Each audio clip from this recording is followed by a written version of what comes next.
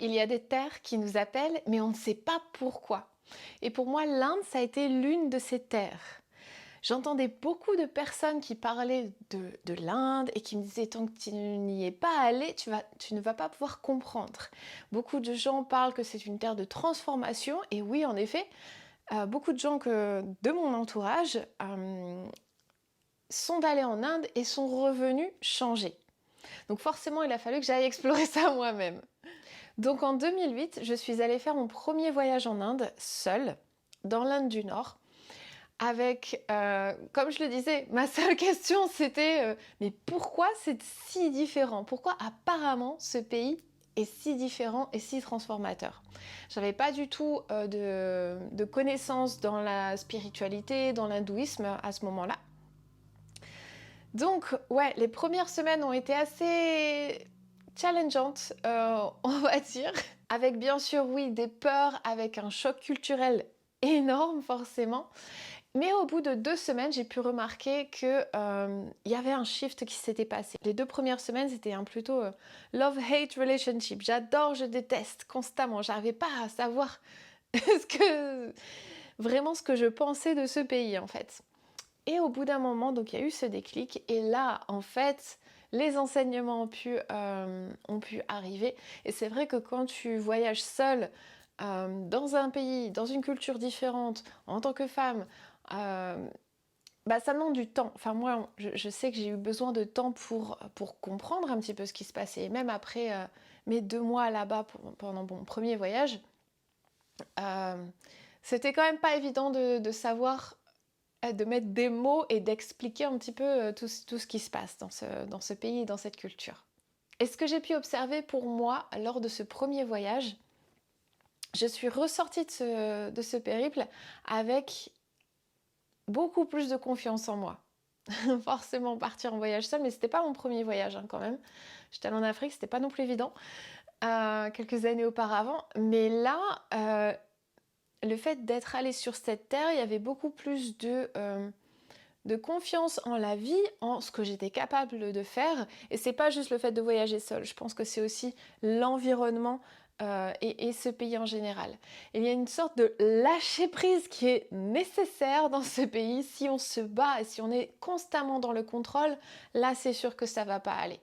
Et on est constamment dans le contrôle la plupart du temps en fait dans la vie en Occident.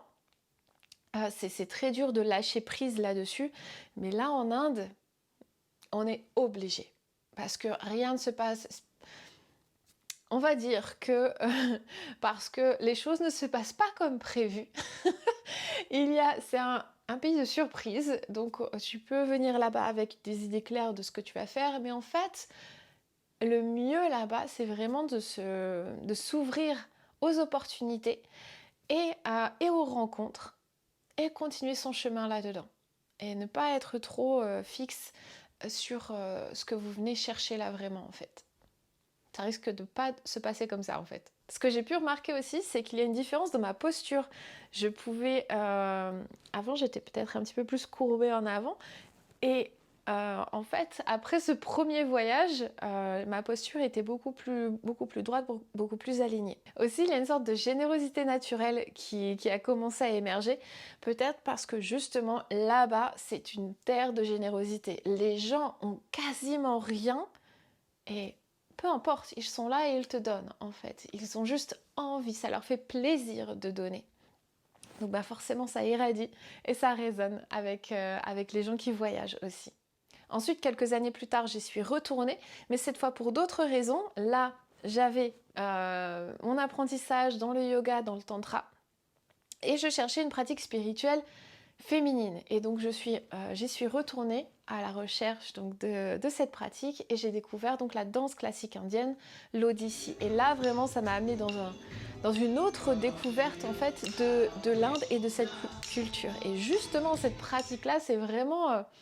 on va chercher les racines de cette culture et ça m'a appris la dévotion, la manière de se comporter.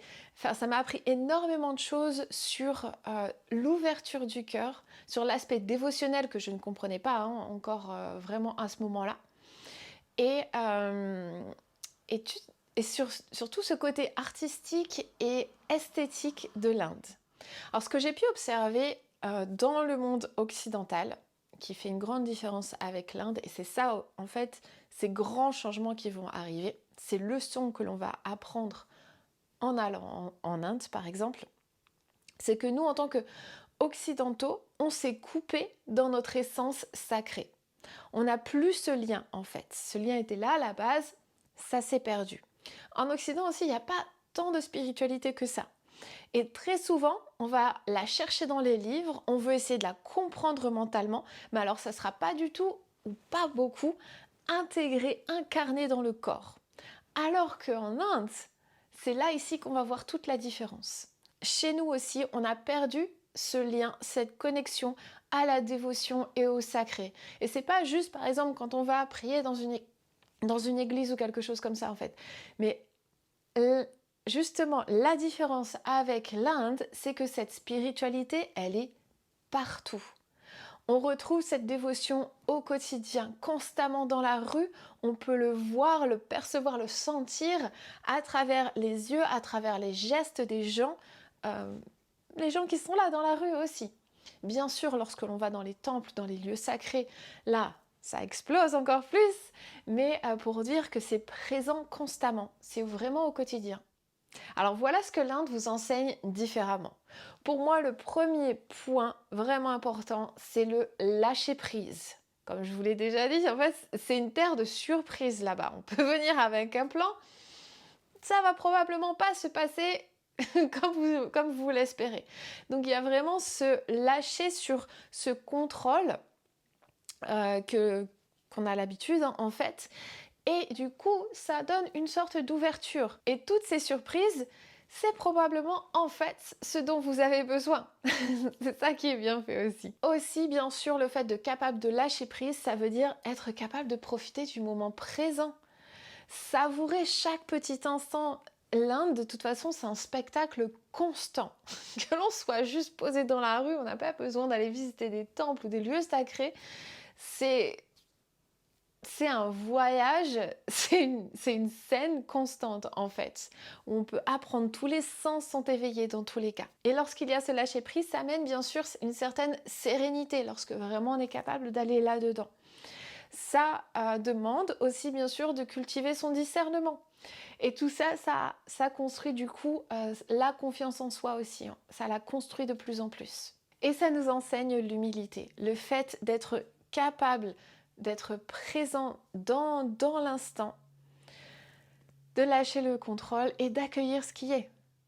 Ensuite, le deuxième point super important, c'est cet aspect de dévotion incarnée. Là-bas, les gens sont remplis de dévotion. Ce n'est pas juste quelque chose de mental qui se passe, mais ils ont ça dans leur corps. Ils respirent la dévotion, ils bougent la dévotion constamment. D'abord, il y a aussi tous ces temples, tous ces lieux sacrés qui sont chargés. C'est pas... Alors oui, on a des magnifiques cathédrales.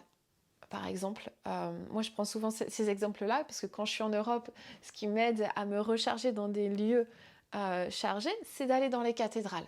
Mais c'est vrai que ces cathédrales, maintenant, c'est plus devenu des objets touristiques où il y a peut-être encore certains rites qui se font, mais c'est plus autant chargé. On va dire que c'est chargé des rites passés. Mais là, en Inde, on a une terre où ces rites-là sont encore faits plusieurs fois par jour. Et donc, constamment, ils sont chargés par ces rites qui sont faits donc plusieurs fois par jour, comme je viens de le dire, mais aussi par tous ces pèlerins qui viennent prier, qui viennent avec dévotion offrir leur cœur à cette divinité, en fait. Que l'on connaisse la divinité ou pas, dans le fond, c'est pas grave. Là, ici, c'est justement le lâcher-prise, de venir le cœur ouvert pour être capable de prendre ces énergies et les enseignements qui sont présents là, ici, et vous allez le sentir, cette dévotion. Ça va pas vous laisser indifférent, en fait. Vraiment, là, vous allez sentir qu'est-ce que la dévotion. Et donc peut-être que vous allez me dire, mais pourquoi est-ce que c'est si important, la dévotion? Je m'en fous un petit peu. Je vous ferai une autre vidéo sur ce sujet, j'ai plein de choses à dire justement à ce sujet. Un autre point flagrant dans ce pays, c'est l'honneur des lignées. Ça, c'est aussi quelque chose que l'on a perdu avec le temps. Le respect pour les lignées, pour les sagesses, pour les enseignements qui sont partagés à travers les hommes et les femmes, à travers nos différentes lignées. Là-bas, c'est encore quelque chose de très vivant, de respecter le gourou, le maître. Alors je sais que le gourou dans nos pays, c'est pas forcément... ça peut avoir des connotations négatives pour certaines personnes, mais là, ici, c'est vraiment un maître spirituel qui a quelque chose à partager, en fait, quelque chose de profond. Et il y a encore ce respect là, ici. C'est pas, je trouve que ce n'est pas non plus là, ici, d'où cette capacité de discernement à avoir aussi. C'est pas, tu vas croire tout le monde et n'importe qui parce que c'est un sadou habillé en orange dans la rue et qu'il a un bol et qu'il a des dreadlocks. C'est pas, c'est pas ça. Mais là-bas, parce qu'il y en a plein des faux sadous aussi, ou des sadous qui sont pas là vraiment en vraie recherche spirituelle, mais il y a des gens purs, simples, au naturel en fait, qui ont cet appel vers la spiritualité, vers le divin. Et là, naturellement, en fait, ils vont avoir des followers, des gens qui vont les suivre et qui vont vouloir s'imprégner de leur énergie et des enseignements qu'ils ont à partager, en fait. Des fois, c'est des enseignements parlés, des fois, c'est juste des enseignements en silence. D'être juste dans la présence de cette personne-là, ça vous transforme. Et le dernier point que je veux partager, c'est cette cohésion qui se passe entre le chaos total et le sacré, parce qu'il y a vraiment ça en fait. On peut se dire que ça peut être le bordel complet, des bruits constants, plein de trafic, par exemple sur la route, tellement d'odeurs, tellement de stimulation constante, mais on se dit mais comment c'est possible de trouver le sacré là-dedans? Mais justement, ça c'est un très bel enseignement de voir en même temps des fleurs magnifiques, des senteurs d'encens, des divinités, des statuettes magnifiques et en même temps le chaos du trafic, il n'y a pas de spécialement, enfin une circulation assez libre, on va dire, avec en même temps des vaches qui traversent, avec des détritus de partout, avec des odeurs de puanteur, d'urine, avec mélangé avec des mendiants où il manque un bras ou ce genre de choses-là. Enfin, il y a tout ça de mélangé qui peut paraître peut-être intense là quand je vous le dis. je réalise quand je vous dis tout ça. Mais qu'en fait, il y a une beauté naturelle dans tout ça et une cohabitation. Et c'est ça qui fait que c'est vraiment encore plus spécial. Là, quand même, ce que je recommande, donc comme je vous l'ai dit, parce que le premier voyage que j'ai fait, c'était... j'ai mis du temps. J'ai passé 2 mois, on va dire que j'avais quasiment rien compris à ce qui se passait au niveau des rites et tout ça. J'étais pas dans la spiritualité, Shiva, Shakti, je connaissais rien du tout encore à ce moment-là. Et il m'a fallu beaucoup de temps et des mois. Là, ça fait 6-7 ans que je vais en Inde tous les ans pour continuer à me faire former en danse. Et parce que j'adore juste cette culture-là, j'adore m'imprégner de cette spiritualité. Pour moi, c'est le moment de l'année où je me ressource en fait là-bas, malgré ce chaos, pendant quelques mois. Et pour moi, c'est là ce qui me tient à cœur, en fait, c'est de vous dire que lorsque l'on va en Inde, c'est normal si on ne comprend pas tout. Si vous sentez l'appel d'y aller seul, super, vous allez apprendre énormément. Mais je sais que c'est un pays qui fait peur à beaucoup de gens d'y aller la première fois. Moi, j'ai toujours voyagé en Inde toute seule. Mais là, j'ai commencé à organiser des voyages initiatiques en Inde justement pour ça. Là, en gros, je vous donne en 17 jours plein d'explications, les choses que j'aurais voulu savoir moi quand j'ai commencé à aller en Inde pour que ça fasse du sens, pour être capable de aussi respecter la culture, le style vestimentaire ou ce genre de choses-là, en fait, comprendre les rites, savoir ces divinités, quel est leur message, quels sont ces enseignements. Il y a tellement de choses, en fait, parce que c'est tellement, tellement différent. Et en même temps, on peut avoir on peut trouver toutes ces réponses et c'est beau de les trouver seules, mais j'avoue que être accompagné dans cet environnement avec quelqu'un qui parle le même langage que vous et pas un Indien qui des fois peut parler en fait et c'est juste des choses naturel pour lui.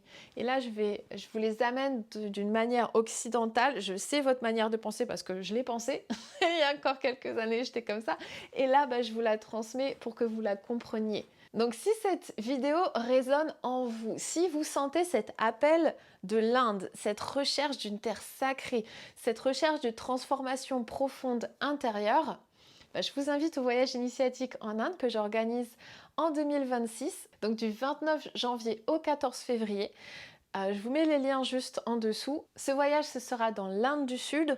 On va aller explorer l'état du Tamil Nadu avec toutes les choses que j'adore dans cette partie-là de l'Inde, notamment des ashrams, plein de temples. Pour moi, les temples, c'est vraiment des énergies très, très spécifiques et très spéciales, très fortes.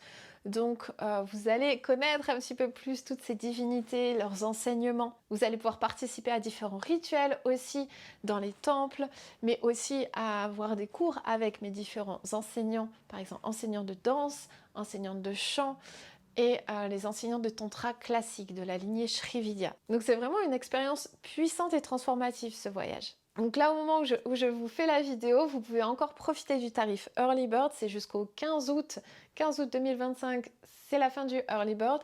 Si vous avez des questions, surtout, n'hésitez pas à me les poser. Dans tous les cas, si vous remplissez le formulaire d'inscription, on fait un appel ensemble et on revoit, je réponds à toutes vos questions là, ici.